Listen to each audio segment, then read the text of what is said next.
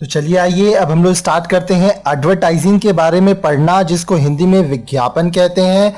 Business के लिए सबसे ज़्यादा इम्पॉर्टेंट अगर कुछ है तो वो एडवर्टाइजिंग है।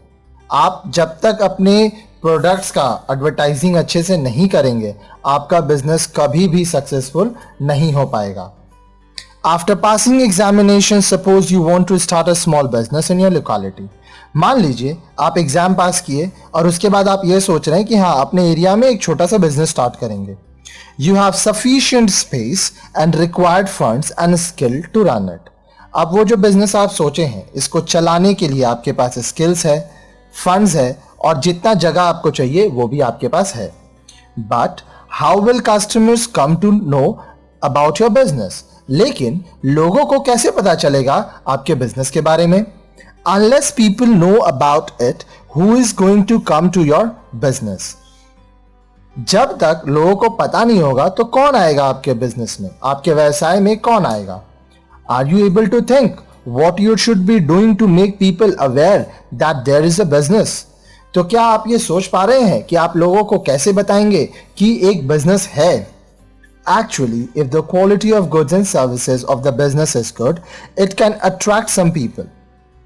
अब देखिए, अगर आप जो गुड्स और सर्विस दे रहे हैं उसका क्वालिटी अच्छा है तो कुछ लोगों को तो आप अट्रैक्ट कर लेंगे, but you must also take some measures on a continuous basis to make people aware about the location of your business, the quality and variety of goods available there, so that you can get customers regularly. लेकिन आपको अगर regularly customers चाहिए तो आपको क्या करना होगा? Continuously अपने बिजनेस के लोकेशन के बारे में, quality of your product, variety of the product you give, ये सारे चीज़ों के बारे में लोगों तक जानकारी पहुंचानी होगी। In fact every businessman involves in this activity of making people aware about his or her products and services so as to increase his sales. अब जो भी बिजनेसमैन है वो क्या करते हैं? लोगों को अपने प्रोडक्ट्स और सर्विसेज के बारे में बताते हैं अपना सेल्स बढ़ाने के लिए। Let us learn more about this activity in this lesson.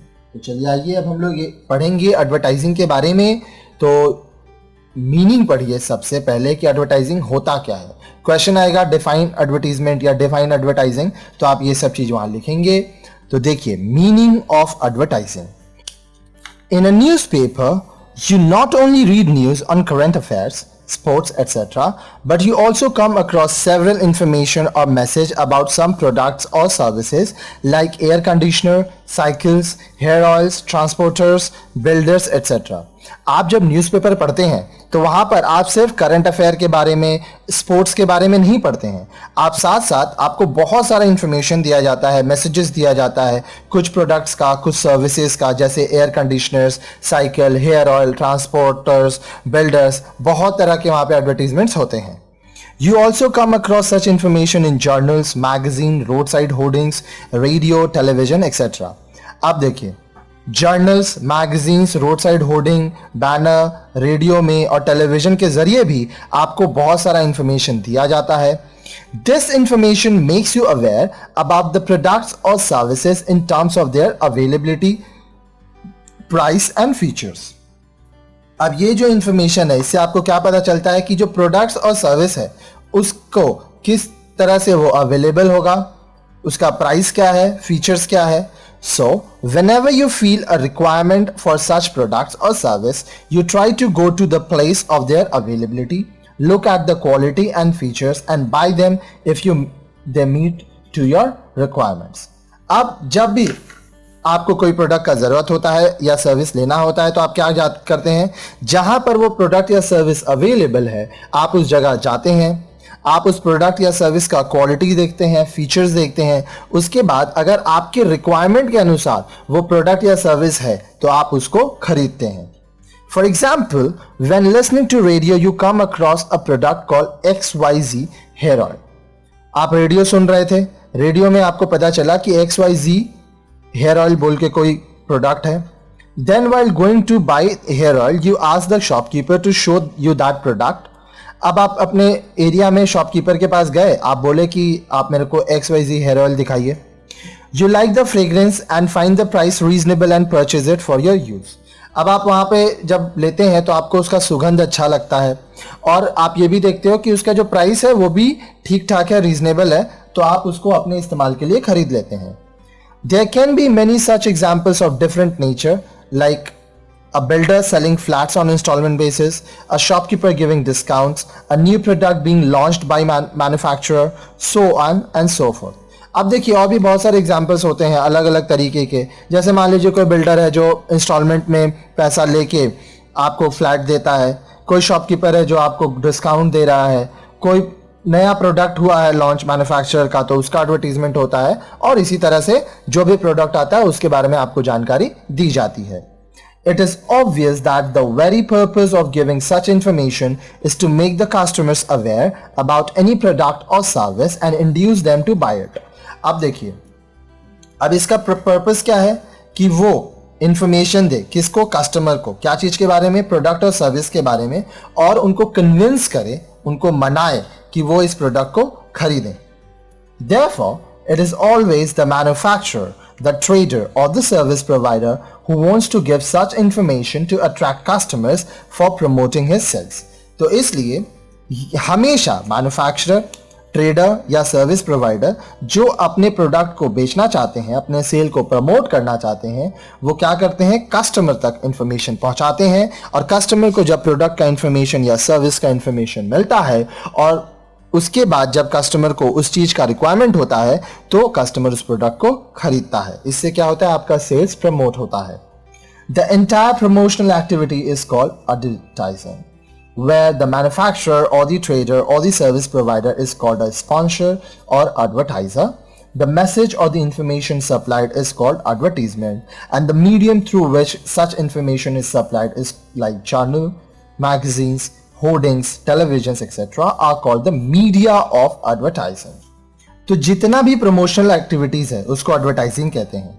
वो मैन्युफैक्चरर, ट्रेडर या सर्विस प्रोवाइडर जो ये एक्टिविटी कर रहा है वो स्पॉन्सर या एडवर्टाइजर होता है.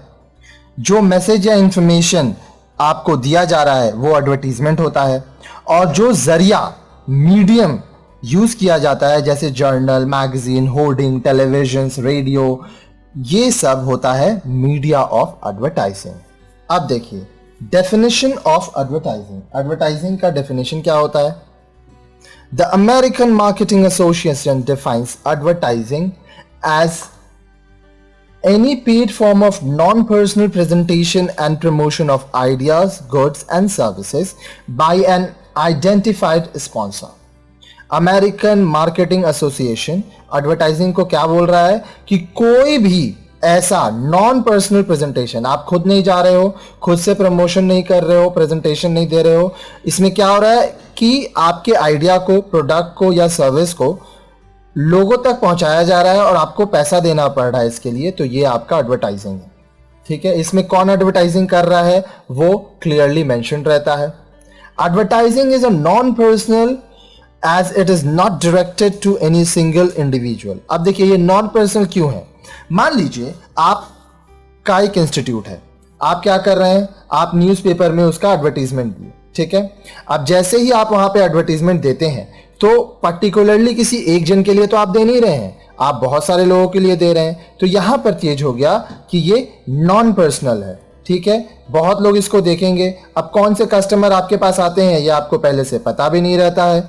तो इससे क्या होता है कि आपका जो कैलकुलेशन है वो ये रहेगा कि मुझे कस्टमर्स मिलेंगे. अब वो कस्टमर किस जरिए से आ रहा है वो आपको नहीं समझ में आएगा. Secondly, the sponsors, that is the manufacturer और producer is identified as his name and address is always contained in an advertisement and he also bears all the cost involved in the process.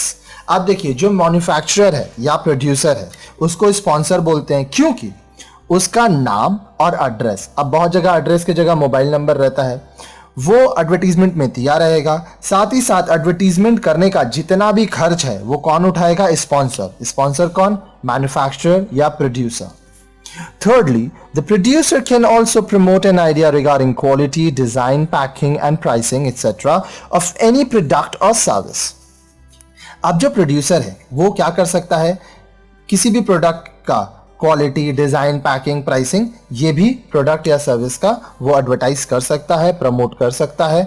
Thus, we can say advertising consists of all activities involved in presenting a sponsored message regarding a product, service or an idea. तो इससे क्या है कि advertising में वो सारे activity होते हैं जिसमें एक स्पॉन्सर्ड होता है. लोग, जो स्पॉन्सर कौन है, जो सारा पैसा दे रहा है, वो जो सारा खर्च उठा रहा है. क्या चीज का खर्च उठाता है? वो किसी प्रोडक्ट, सर्विस या आइडिया का मैसेज लोगों तक पहुंचाने का. जरिया क्या होता है? न्यूज़पेपर हो सकता है, जर्नल्स हो सकता है, मैगजीन्स हो सकता है, होर्डिंग्स हो सकता है, हैंडबिल्स हो सकता है, टेलीविजन हो सकता है, रेडियो हो सकता है. तो आप जिस भी जरिया से करोगे, पैसा तो आपको देना पड़ेगा, क्योंकि आप अपना प्रोडक्ट, सर्विस या आइडिया प्रमोट करना चाहते हो.